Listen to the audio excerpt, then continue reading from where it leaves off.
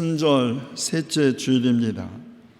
우리가 받아야 할 고통을 대신 받고 우리가 겪어야 할 슬픔을 대신 겪으시고 우리의 평화를 위하여 징계를 받으시고 우리 병을 낫게 하시려고 매를 맞으신 주님께서 우리를 부르셨으니 우리의 마음과 뜻과 정성을 다해 주님을 예배합시다.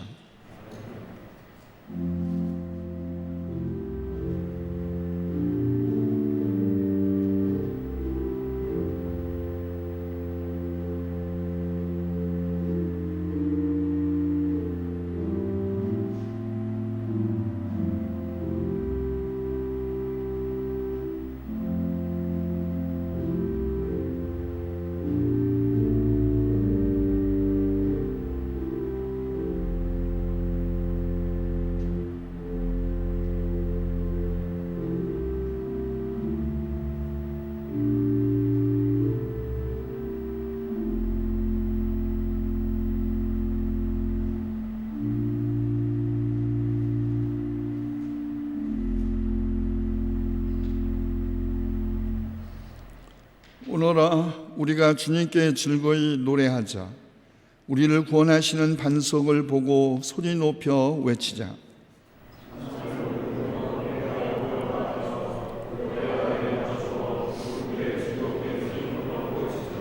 주님은 크신 하나님이시오 모든 신들에 뛰어나신 왕이시다.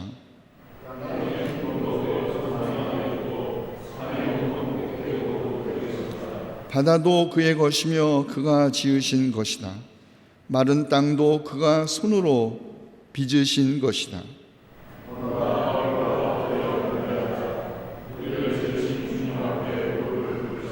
그는 우리의 하나님이시오 우리는 그가 기르시는 백성이며 그가 손수 이끄시는 양떼다.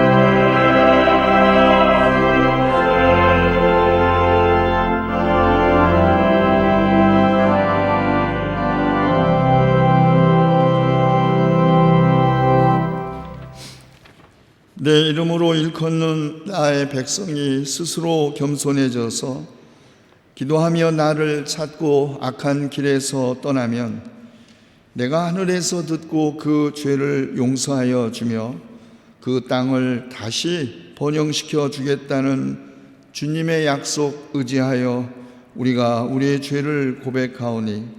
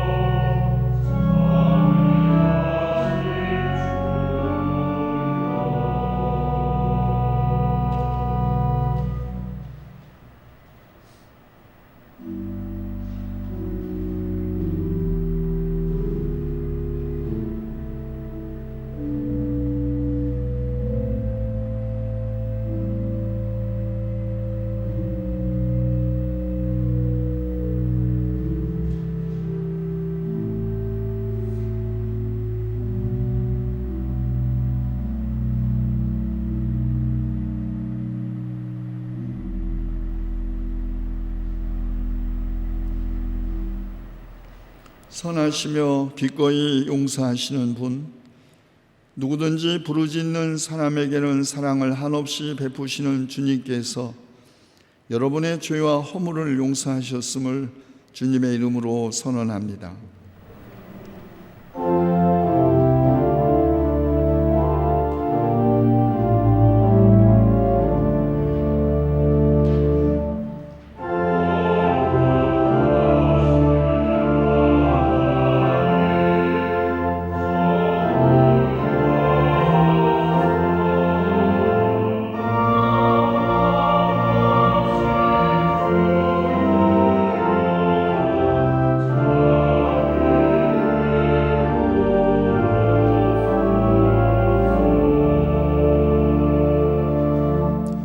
구약의 말씀 출애굽기 17장 1절에서 4절까지의 말씀입니다.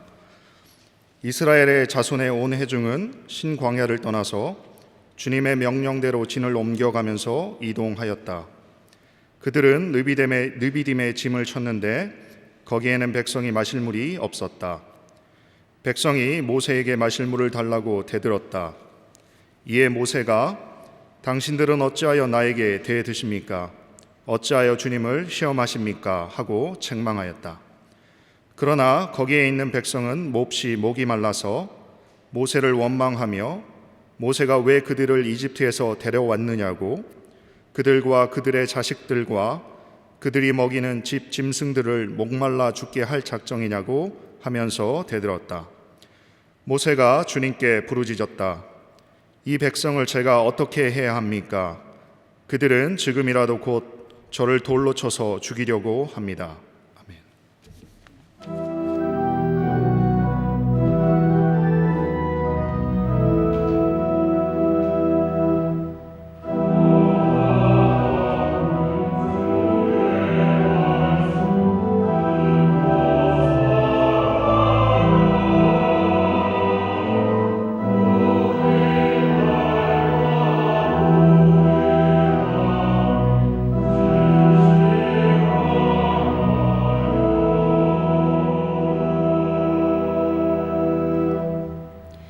서신의 말씀 로마서 5장 1절에서 5절입니다. 그러므로 우리는 믿음으로 의롭다 하심을 받았으므로 우리 주 예수 그리스도로 말미암아 하나님과 더불어 평화를 누리고 있습니다. 우리는 또한 그리스도로 말미암아 지금 서 있는 이 은혜의 자리에 믿음으로 나아오게 되었으며 하나님의 영광에 이르게 될 소망을 품고 자랑을 합니다. 그뿐만 아니라 우리는 환난을 자랑합니다. 우리가 알기로 환난은 인내력을 낳고 인내력은 단련된 인격을 낳고 단련된 인격은 희망을 낳는 줄을 알고 있기 때문입니다. 이 희망은 우리를 실망시키지 않습니다. 하나님께서 우리에게 주신 성령을 통하여 그의 사랑을 우리 마음속에 부어주셨기 때문입니다. 아멘.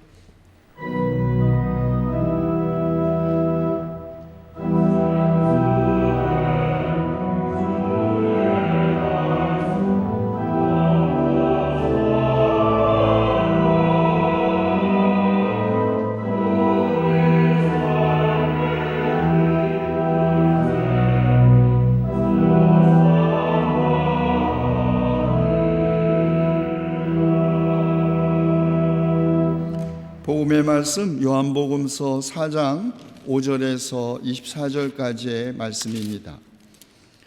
예수께서 사마리아에 있는 수가라는 마을에 이르셨다. 이 마을은 야곱의 아들 요셉에게 준 땅에서 가까운 곳이며 야곱의 우물이 거기에 있었다. 예수께서 길을 가시다가 피로하셔서 우물가에 앉으셨다. 때는 오정쯤이었다. 한 사마리아 여자가 물을 기르러 나왔다. 예수께서 그 여자에게 마실 물을 좀 달라고 말씀하셨다. 제자들 먹을 것을 사러 동네에 들어가서 그 자리에 없었다. 사마리아 여자가 예수께 말하였다.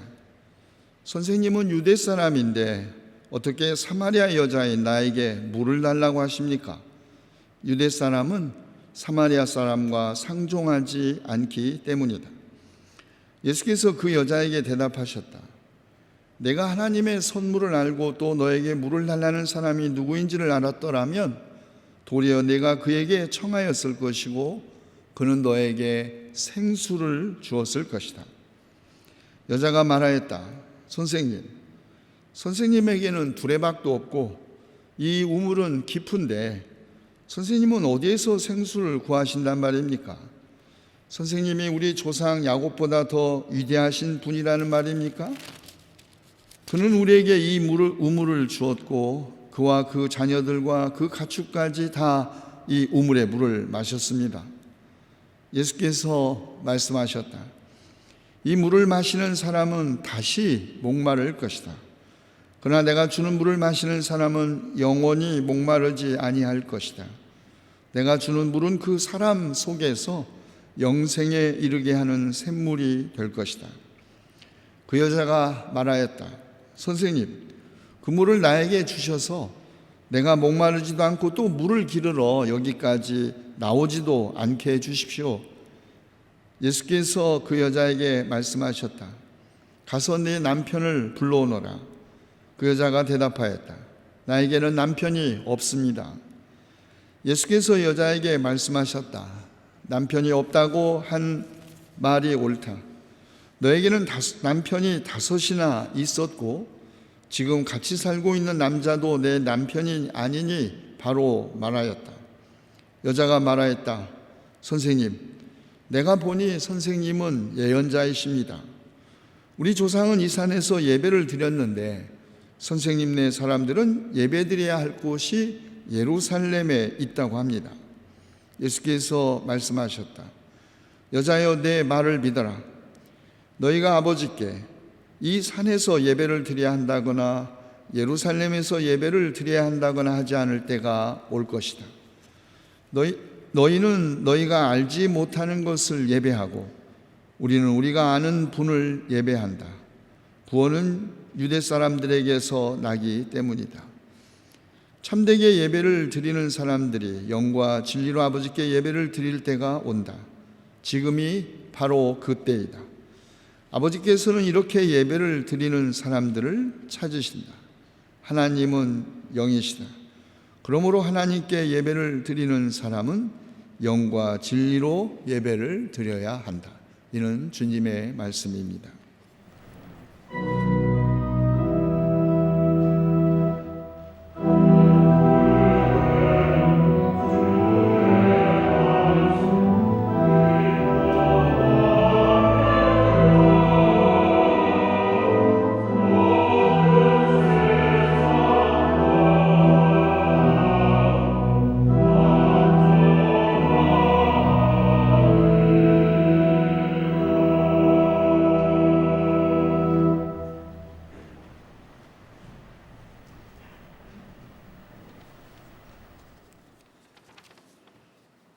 오늘은 사순절 셋째 주일이자 우리나라에서 코로나19 바이러스 첫 확진자가 나타난 이후 55일이 되는 날입니다.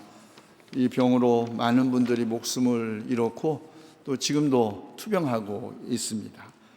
또 이 병을 함께 극복하기 위해서 헌신적으로 노력하는 많은 의료진들과 봉사자들을 위해서 함께 기도해 주시고 또 우리 교회 성도 여러분 한 사람도 이 병에 걸리지 않도록 기도해 주시기를 바랍니다.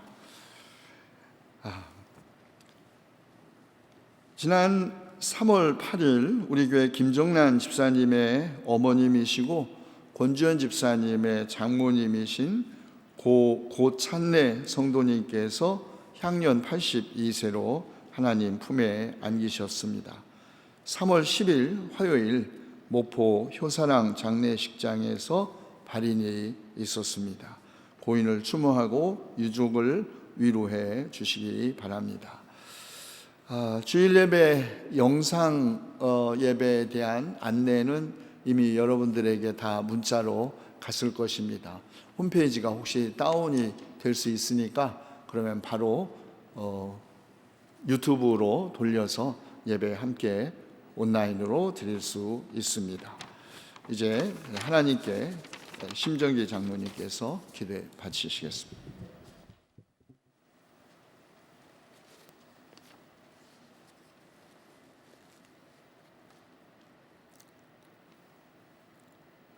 하나님, 사순절 셋째 주 애통하는 자에게 위로하시는 주님 앞에 나와 예배하게 하시니 감사합니다.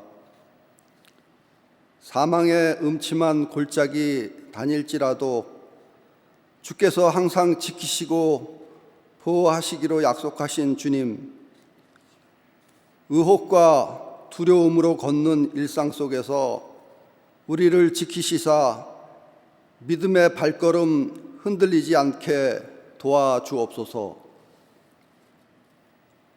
부활의 새벽에 이르기까지 찬란한 새아침의 햇살이 빈 무덤을 비칠 때까지 주님과 함께 있음에 지금 선 자리가 든든한 터전임을 알게 하소서. 하오나 주님, 빈 무덤에서 주님을 찾던 제자들처럼 우리도 어리석은 자 되지 않게 하옵소서. 위선, 세속화, 정치화의 빈 무덤 앞에서 부활의 주님을 기다리지 않게 하옵소서. 주님의 순환을 함께하는 이때 우리의 관심과 기도가 교회의 외형이 아니라 교회의 내면이 될 수 있는 때가 되도록 주님 도와주옵소서. 신종 코로나 전염병과의 사투가 언제 끝날지 모르지만 성령의 빛은 모든 어둠을 물리치사 신령과 진정으로 함께 모여 예배할 수 있는 날을 주실 것임을 믿습니다. 오늘 최수일 담임 목사님을 통해 주시는 생명의 말씀으로 어두운 세상 물리치고 함께 가는 기쁨의 하늘나라 맛보게 하옵소서. 사랑하는 어머니, 하나님 품에 보내드린 가정 위로하사 함께 하늘나라 소망 품고 살아가게 하옵소서. 병상의 교우들, 어려운 처지의 이웃들, 경동이 그리스도의 사랑으로 기꺼이 살필 수 있도록 용기 주옵소서. 생명을 주사 영혼까지 주시며 사랑의 힘 주사 구원에 이르기까지 하시는 치유와 은총에 우리 주 예수 그리스도의 이름으로 기도합니다. 아멘.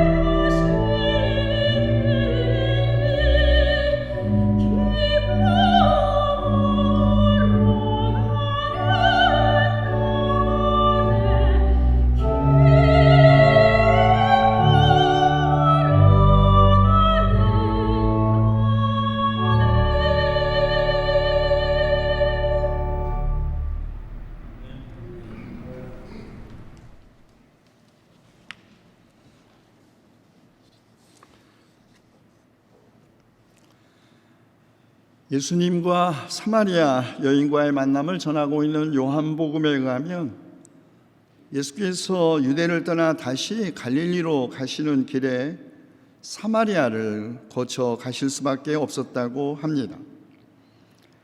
유대인들이 부정하다고 여긴 사마리아 사람들과의 접촉을 피하기 위해 유대인 여행자들은 흔히 사마리아를 우회하여 간 당시의 관습을 이해하면 예수님께서 굳이 사마리아를 거치신 것은 분명한 의도를 가진 선택이었을 것입니다. 예수께서 사마리아에 있는 수가라는 마을에 도착하여 야곱의 우물가에 쉬고 계셨을 때 물을 기르러 나온 한 사마리아 여인에게 마실 물을 좀 달라 말을 건네면서 이야기는 시작됩니다. 그런데 사마리아 여인의 반응이 매우 퉁명스럽습니다.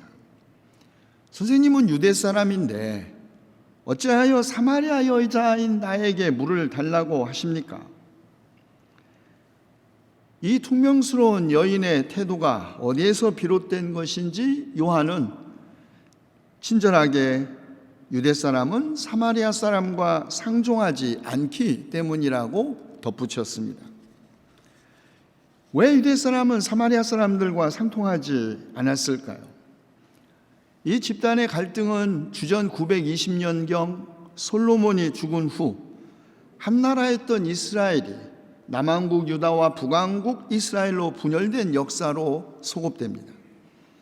당시 12지파들의 동맹체로 한 나라가 둘로 분열, 10지파가 북왕국 이스라엘로, 2지파가 남왕국 유다를 세운 것이죠. 이와 함께 북왕국 이스라엘은 통일 왕국의 수도이자 성전이 있었던 예루살렘으로부터 분리된 것입니다. 그리하여 북왕국 이스라엘은 수도를 사마리아로 정하고 예루살렘과 경쟁 관계에 들어서게 된 것이죠. 남왕국의 다윗 왕조와 대립적인 관계에서 새로운 나라의 정체성을 찾아야 했던 북왕국 이스라엘, 최초의 족장들인 아브라함과 이삭, 그리고 특별히 자기의 이름을 이스라엘로 바꾸었던 야곱에게서 자신의 정체성을 찾았습니다. 그래서 사마리아 여인이 물을 기르러 나온 우물의 이름이 야곱의 우물이었던 것이죠. 이런 정치적 그리고 종교적 분열은 하나님의 선택받은 민족이 아주 근본적으로 서로를 적대적인 대상으로 보게 했고 서로에 대한 증오와 편견을 더욱 심화시켰습니다. 특별히 상대에 대한 증오와 편견은 내부 단속에 효과적이었기 때문에 정치적 의도를 가진 집단이나 권력층에 의해서 이런 갈등은 더욱 깊이 조장되고 또 조작되었습니다. 아주 이런 팽팽한 두 왕국 사이의 긴장 관계는 주전 721년 극적으로 변하게 됩니다. 북왕국 이스라엘이 아시리아와의 전쟁으로 멸망하는 동안 남왕국 유다는 오히려 아시리아의 동맹이 되어 형제국인 북왕국 이스라엘이 멸망해 가는 것을 지켜보고만 있었던 것입니다. 북왕국을 정멸한 아시리아는 수많은 이스라엘 사람들을 아시리아 다른 지역으로 추방했고 정복한 다른 지역의 사람들을 강제로 이스라엘로 이주시켰습니다. 조계혼으로 인종적 혼합, 종교의식도 이방 종교들과 혼합되었습니다. 그래서 남왕국 유다 사람들은, 북왕국 이스라엘 사람들은 더 이상 같은 민족 형제 자매가 아니라 혼혈, 인종, 종교 혼합주의자들이라고 여겼던 것입니다. 두 왕국 사이에 이런 갈등이 또 한 번 더 심화된 것은 기원전 6세기 초 남왕국 유다가 바빌론에 의해서 멸망하고 그 주민들이 바빌론으로 유배되던 시기에 일어났습니다. 바빌론으로 유배를 간 남왕국 유다의 지도층 인사들은 예루살렘 성전도 무너지고 나라도 빼앗긴 자신들의 정체성을 더 견고하게 하기 위해서 안식일 규정, 할례 규정, 정결 음식법 등 모든 관례들을 아주 엄격하게 지킴으로써 자신들을 비유대인들 혹은 비유대적 전통으로부터 철저하게 분리했습니다.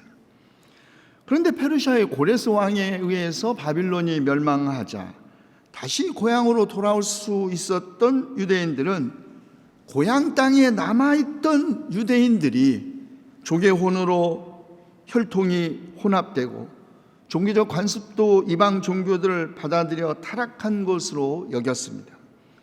그래서 이들로부터 자기들을 구별하고 자기들이 종교적 순수성을 지켰다는 그 우월한 생각을 가진 유대인들은 그들을 사마리아인들이라고 표현하면서 차별하고 경멸하기 시작했습니다. 그 지역의 이름이었던 사마리아, 한때는 북왕국 이스라엘의 수도의 이름이자 북왕국 전체를 상징하는 이름이었던 지역명이 이제는 종교적 혼합치, 유대인으로부터 차별과 경멸의 대상이 된 사마리아인들이 되었던 것입니다. 분리와 배제는 타자에 대한 차별과 폭력이면서 동시에 전형적으로 내부 결속을 위한 전략적 선택입니다. 특히 취약한 국가 권력은 외부에서 희생양을 찾음으로써 위기를 모면해 온 것이 역사의 증언입니다. 독일의 나치가 유대인을 학살할 때도 그랬고 인종주의, 민족주의, 성차별주의도 그랬습니다. 지금은 코로나 바이러스 19가 세계적으로 확산되면서 진원지 혹은 감염자에 대한 분리와 배제가 자칫 방향을 잘못 잡아 차별과 폭력으로 나아갈지 걱정입니다. 이번 코로나 바이러스 19의 세계적 대유행이 만인에 대한 투쟁으로 격화되어 지구촌을 산산조각 내지 않도록 지켜야 합니다. 그러나 유감스럽게도 이제 서서히 그런 징후가 드러나고 있습니다. 지난 9일 아마 여러분 다 들으셨겠지만 일본의 사이타마현 사이타마시 당국이 관내 유치원과 보육원 등 어린이 시설에 마스크를 배포했는데 유독 제1조선인 어린이 41명이 재학 중인 사이타마 조선 초중급 학교를 제외했다는 것입니다. 참으로 치졸하고 납득하기 어려운 조치이죠. 이에 대한 항의가 이어졌습니다. 뉴스를 들은 양심적 일본인 시민들이 조선학교로 마스크와 위생물품을 기부하기도 했다고 합니다. 국내에서 항의가 잇따르자 사이타마시 당국은 물러섰지만 이런 일이 다시 또 다른 나라에서 일어나지 말라는 보장 없습니다. 물론 우리를 감동시킨 수많은 이야기들도 있죠. 대구 경북 지역으로 자원봉사에 나선 수많은 의사와 간호사들, 지역 경계를 넘어 환자들을 받고 치료해주는 자치단체들, 차분하게 일상생활을 하면서 사재기를 하지 않는 시민들, 자기 몫에 마스크 겨우 2장이지만 사지 않고 필요한 사람들을 배려하는 시민들, 헌금과 헌물로 동참하는 시민들, 힘이 되는 메시지로 서로를 위로하는 시민들 때문에 그래도 역시 대한민국이라는 자부심을 갖게 하는 일들도 있었습니다. 그래서 오히려 이번 코로나 바이러스 19의 세계적 대유행을 계기로 우리나라가 힘과 지혜를 모아 함께 감염병을 극복한 가장 모범적인 나라, 그래서 세계의 존경을 받는 시민이 되기를 기대합니다. 자, 어쨌든 사마리아 여인과 예수님의 대화 안에는 이스라엘과 유대의 분열과 갈등의 오랜 전 역사가 내재해 있습니다. 그래서 사마리아 여인은 유대인 예수님의 부탁에 퉁명스럽게 반응한 것이죠. 그런데 이런 적대적인 말투의 반응에 대해 예수님은 새로운 초대로 그 여인에게 응답합니다. 내가 하나님의 선물을 알고 너에게 물을 달라는 사람이 누구인지를 알았더라면 도리어 내가 그에게 청하였을 것이고 그는 너에게 생수를 주었을 것이다. 그러나 예수님의 말씀을 아직 이해하지 못한 사마리아 여인은 예수님에게 당신은 두레박도 없고 이 우물은 깊은 사실을 상기시키면서 도대체 선생님은 어디에서 그런 생수를 구하신단 말입니까? 당신이 우리 조상 야곱보다 더 위대하신 분이란 말입니까? 되묻습니다. 이 여인은 사마리아인의 조상을 야곱으로까지 소급시킴으로써 당신 같은 유대인만이 아니라 당신들이 차별하고 배제하고 인간답게 여기지 않는 우리도 같은 야곱의 후손이야 상기시킨 것입니다. 우리는 이 사마리아 여인에게서 유대인으로부터 차별받고 경멸받고 있는 현실에도 불구하고 결코 기가 죽지 않는 당당한 한 여인의 모습을 봅니다. 그러자 예수님, 이 물을 마시는 사람은 다시 목마를 것이지만 내가 주는 물 마시는 사람 영원히 목마르지 않을 것이다. 내가 주는 물 그 사람 속에서 영생에 이르게 하는 샘물이 될 것이라고 말씀하시죠. 생수는 문자적으로 신선한 흐르는 물입니다. 그러나 동시에 생명을 창조하고 유지시키는 물을 뜻하기도 합니다. 구약 성경도 생수를 인간에게 생명을 주어 소생시키는 하나님의 행위에 대한 은유로 사용하죠. 또한 요한도 생명을 주는 것은 영이라고 표현함으로써 생수를 생명을 제공하는 성령으로 표현하고 있습니다. 영생에 이르게 하는 샘물이 될 그 물을 마시는 사람 영원히 목마르지 않을 그 물, 예수님이 주신다는 것입니다. 예수님은 영원한 생명의 물을 자신과 동일시 하신 것입니다. 그런데도 아직도 예수님의 말씀을 오직 그 말해진 말만 듣고 그 속뜻을 깨닫지 못한 사마리아 여인은 또다시 빈정대면서 말합니다. 그러면 그 물 나도 좀 주십시오. 그래서 내가 목마르지도 않고 매일같이 물을 기르러 다시 이 우물까지 왔다 갔다 하지 않아도 되지 않겠습니까? 그런데 이 말씀을 들은 예수님 뜬금없이 내 남편을 데려오라 말합니다. 여인은 말해진 말만 들으니 사실대로 말하죠.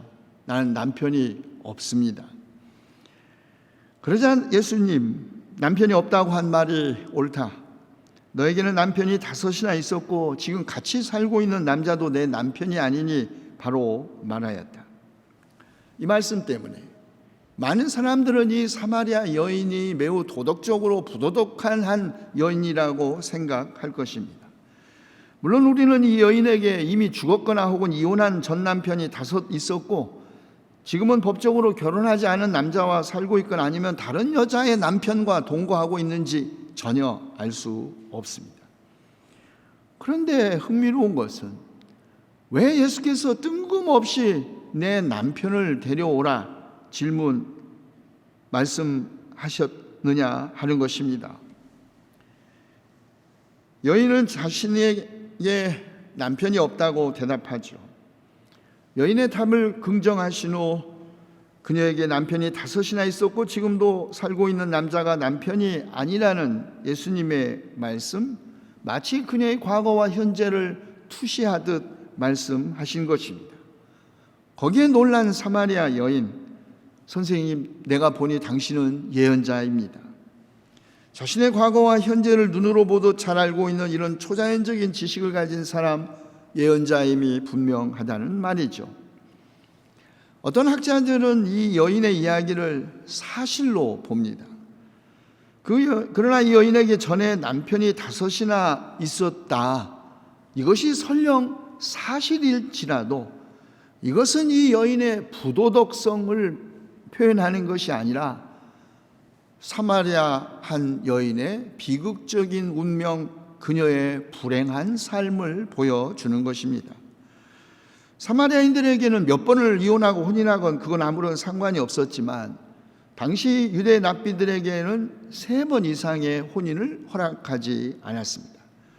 그래서 이 이야기를 사마리아인들이 유대인들보다도 더 부도덕했다는 증거로 제시하는 유대인들도 있었지만 이 이야기의 초점은 거기에 있는 것이 아닙니다. 게다가 예수님은 이 여인의 과거를 판단하지 않습니다. 이 여인의 삶이 옳다거나 그러다거나 전혀 말씀하지 않으십니다. 그것은 예수께서 이 여인에게 5번의 이혼이라는 부도덕성이 아니라 그녀가 받고 평생을 견뎌야 했던 차별을, 부도덕이 아니라 그녀의 고통을 보았기 때문 아닐까요? 다른 학자들은 이 사마리아 여인의 가족사는 사실은 이 여인의 실제적인 이야기가 아니라 이 여인으로 대변되는 사마리아의 역사적 상징 그 자체라고 주장합니다. 전에 5 남편이 있었다는 말은 사실은 아시리아 왕이 5 지역으로부터 사람들을 데려와서 사마리아 도시에서 5 지역에 흩어져 살게 하고 5 지역으로부터 온 사람들이 각자의 우상들을 섬긴 것에 대한 상징이라는 것이죠. 우상 숭배로 더럽혀진 사마리아의 5 지역을 5 남편으로 상징한 것이라는 말입니다. 그러므로 이 이야기는 성적으로 부도덕한 한 사마리아 여인의 회개에 관한 교훈이 아니라 한때 하나의 통일되었던 형제국이 역사를 통해서 분열되고 적대적 관계에 있는 것을 어떻게 예수님이 새로운 인간 의식 속에서 극복하셨는지를 보여주는 사건이라는 말입니다. 그렇기 때문에 사마리아 여인은 대화의 초점을 더 이상 자신의 가족사가 아니라 곧바로 예배로 옮겨갑니다. 우리 조상은 이 산 그리심산에서 예배를 드렸는데 선생님네 사람들은 예배 드려야 할 곳이 예루살렘에 있다고 합니다. 북왕국 이스라엘과 남왕국 유다의 적대적 관계는 성전의 분열로 더 심화되었습니다. 남왕국은 예루살렘을, 북왕국은 사마리아를 중앙 성소로 여겼고 각자의 성소를 절대화하고 다른 성소를 무시했습니다. 그러나 예수님은 말씀하시죠. 여자여 내 말을 믿어라. 너희가 아버지께 이 산에서 예배를 드려야 한다거나 예루살렘에서 예배를 드려야 한다거나 하지 않을 때가 올 것이다.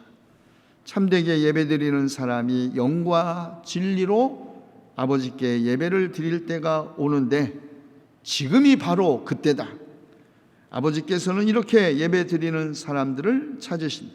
하나님은 영이시다. 그러므로 하나님께 예배를 드리는 사람은 영과 진리로 예배를 드려야 한다.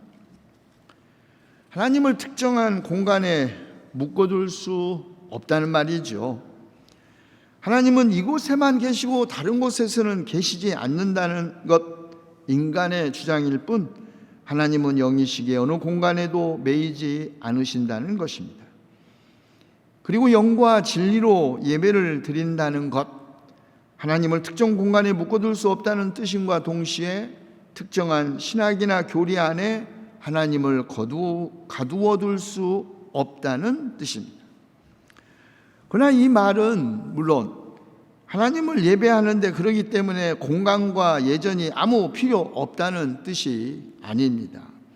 최근 한국교회 안에서 이 코로나 바이러스 19 때문에 예배를 온라인으로 드리는 것에 대한 타당성, 정당성, 신학적 근거 이런 거에 대한 논란이 많이 있습니다.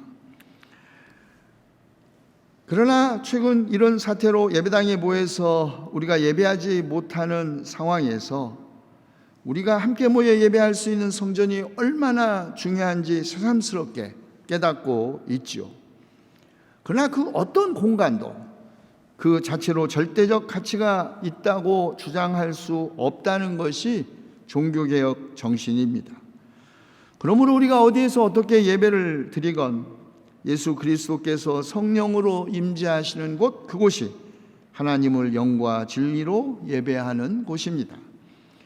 예수님은 자신과 함께 영과 진리로 예배드리는 때가 시작되었다고 말씀하심으로써 모든 형태의 종교적 장벽을 무너뜨리셨습니다.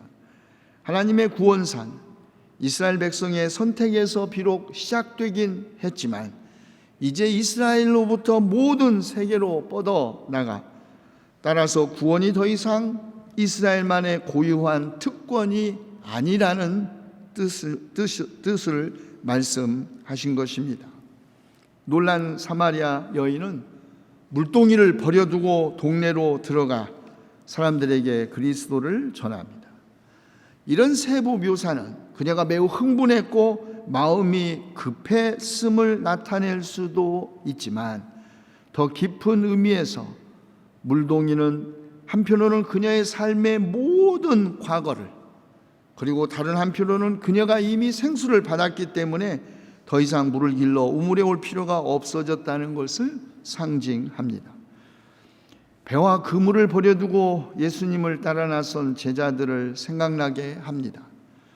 육체의 목마름을 해결하던 물동이 대신에 결코 목마르지 않을 생수를 얻은 사람의 모습입니다.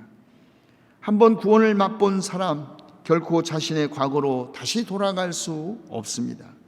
새 세상을 본 사람이 어떻게 다시 옛 세상으로 돌아갈 수 있겠습니까? 그리고 그런 경험을 한 사람은 마을로 달려간 사마리아 여인처럼 많은 사람들을 새로운 세계로 초대하는 계시의 전령자, 곧 선교자가 역할을 하는 것이죠.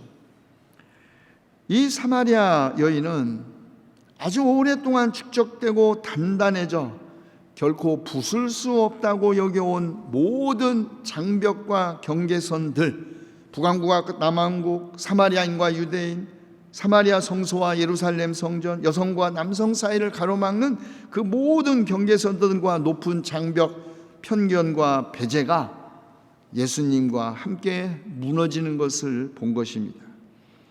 그러나 무너진 것은 그동안 사마리아인들을 곱지 않은 시선으로 바라보고 분리하고 차별했던 유대인의 장벽만이 아닙니다. 사마리아 사람들 자신의 그 의식 깊은 곳에 내재했던 열등감, 그리고 적대감의 장벽도 함께 무너졌습니다. 타인을 보는 눈도, 자기 자신을 보는 눈도 함께 달라진 것이죠. 예수님과의 만남은 사람들 사이를 가로막는 세상의 장벽만이 아니라 사람의 내면 깊은 곳에 또아리를 틀고 있는 마음의 장벽도 붕괴시킨 것입니다. 이런 장벽을 허무는 일이 바로 주님의 사역이고 제자들이 알지 못하는 주님의 양식, 주님을 보내시는 분의 뜻이자 그분의 일이었습니다. 사도 바울은 이를 예수 그리스도로 말미암은 일이라고 표현합니다. 우리가 아직 죄인이었을 때 우리를 위하여 죽으신 예수 그리스도로 말미암아, 우리가 하나님의 원수였을 때 우리를 위해 죽으신 예수 그리스도로 말미암아 실증된 하나님의 사랑이 우리를 구원하였다는 것입니다. 하나님과 더불어 평화를 누리는 길은 십자가의 죽으심으로써 원수된 관계를 화해시키신 예수 그리스도를 믿는 믿음에만 있습니다. 믿음으로 의롭다 하심을 받는 것이지 성이나 계급, 민족이나 인종, 종교로 말미암아 다시 말해 하나님과의 바른 관계가 얻어지는 것이 아닙니다. 원수 관계가 된 하나님과 인간과 인간 사이의 관계를 극복하는 길은 사마리아 여인에게 영생에 이르게 하는 샘물을 주신 예수 그리스도를 믿는 그 믿음에 있습니다. 요한은 여기에서 예수 그리스도의 복음이 이미 세계를 향하는 그 길을 보았습니다. 이제 예수 그리스도는 남자와 여자라는 성의 경계를 넘어 유다와 사마리아의 국경을 넘어 유대인과 사마리아인이라는 민족을 넘어 예루살렘과 그리즘 성소라는 종교를 넘어 세상의 구주임을 고백한 것입니다. 그리고 이런 모든 형태의 장벽, 인간을 배제하고 차별하는 모든 장벽을 허무는 일이 하나님의 뜻이자 하나님의 일이라는 것입니다. 그래서 오늘 우리 교회가 해야 할 하나님의 선교도 하나님의 뜻이자 하나님의 일을 하는 것이고, 그것은 모든 형태의 장벽, 인간을 배제하고 차별하는 모든 장벽을 허무는 일입니다. 기도합시다. 영생에 이르는 샘물이신 주님, 오늘은 우리나라에서 코로나 바이러스 19 확진자가 나온 지 55일이 되는 날입니다. 그동안 많은 사람들이 목숨을 잃었고 지금도 투병하는 환자들이 많이 있습니다. 수많은 의료진과 공직자들, 봉사자들이 목숨을 걸고 헌신적으로 노력하고 있지만 이제 사태는 세계적 대유행으로 번졌습니다. 이 사태로 지구촌이 서로의 장벽을 더 높이 쌓고 불신과 배제와 차별, 이기심과 폭력으로 분열되지 않도록 자비를 베풀어 주시옵소서. 오히려 위기를 기회로 삼아 힘과 지혜를 모아 함께 재난을 극복하고 무너지는 경제 같이 살려낼 수 있게 해 주시옵소서. 우리가 비록 함께 모여 주님의 집에서 예배하지 못하고 있지만 영과 진리이신 주님, 주님의 이름으로 모인 곳마다 성령으로 임재하셔 드리는 예배가 은혜로 충만하게 해 주시옵소서. 우리 주 예수 그리스도의 이름으로 기도하옵나이다. 아멘.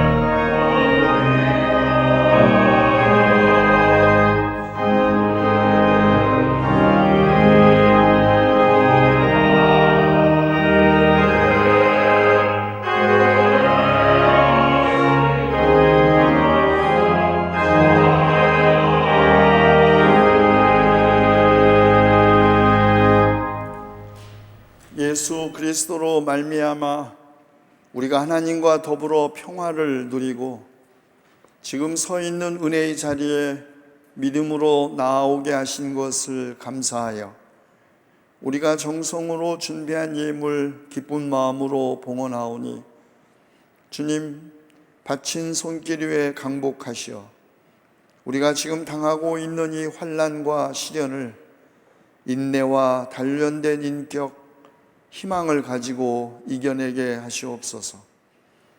이집트 노예 생활에서 해방되어 약속의 땅으로 향한 이스라엘 백성을 낮에는 구름 기둥으로 앞서가시며 길을 인도하시고 밤에는 불기둥으로 앞길을 비추어 주신 주님, 사순절과 함께 이 어둡고 긴 재난이 지나가고 주님 부활하신 날 우리 모두 두려움 없이 마스크를 벗고 함께 주님을 큰 소리로 경배하고 찬미할 수 있게 하시고 온 세계가 주님과 더불어 코로나 바이러스 19의 종식을 선언할 수 있게 하시옵소서. 창조주이시며 영원한 생명수가 되신 우리 주 예수 그리스도의 이름으로 감사하며 기도하옵나이다. 아멘.